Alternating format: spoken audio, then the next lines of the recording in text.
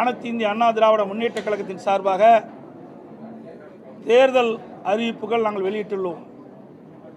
இப்பொழுது அனைத்து இந்திய அண்ணா திராவிட முன்னேற்றக் கழகத்தின் சார்பில் 3வது கட்ட தேர்தல் அறிவிப்புகள் வெளியிடுகிறோம். அறிவிப்பு 1.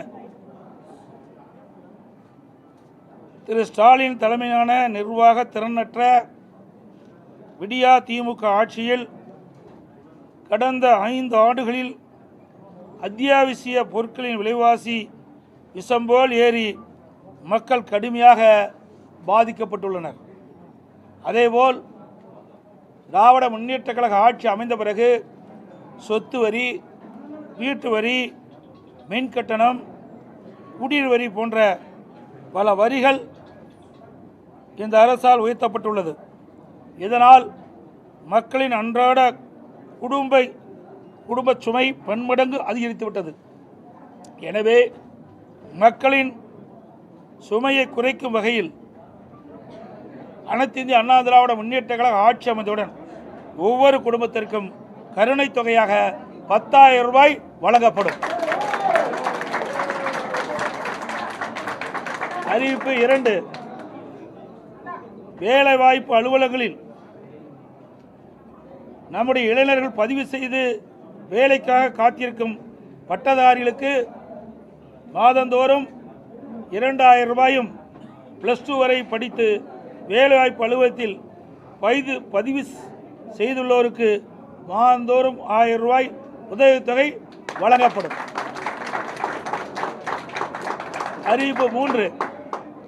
மீன்பிடி தடைக்காலங்களில் மீனவர்களுக்கு தற்போது வழங்கப்பட்டு வரும் நிவாரணத் தொகை 8,000 ரூபாய். இந்த 8,000 ரூபாயிலிருந்து அதிமுக ஆட்சி மலர்ந்தவுடன் 12,000 ரூபாயாக உயர்த்தி வழங்கப்படும். ஒவ்வொரு ஆண்டும் தைப்பொங்கல் அன்று வழங்கப்பட்டு வரும் பொங்கல் தொகுப்புடன் சேர்ந்து 1000 ரூபாய் பொங்கல் பரிசாக வழங்கப்படும்.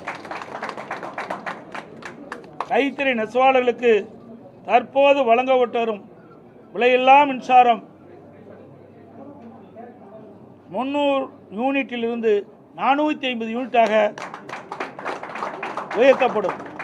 விசைத்தறி நெசவாளருக்கு தற்போது வழங்கப்பட்டு வரும் 1000 யூனிட்டிலிருந்து 1400 யூனிட்டாக விலையில்லாமல் அவர்களுக்கு உயர்த்தி வழங்கப்படும். நகரப் பகுதியில் நடைபாதை ஓரமாக கடை வைத்திருக்கும் சிறு வியாபாரிகள் கூட்டுறவு வங்கியில் வாங்கிய கடன் முழுவதும் தள்ளுபடி செய்யப்படும்.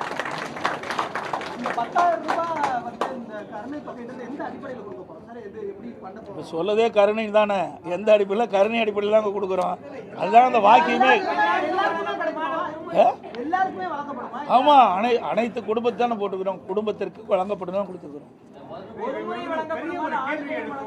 ஒரு முறை தான் வழங்கப்படும்.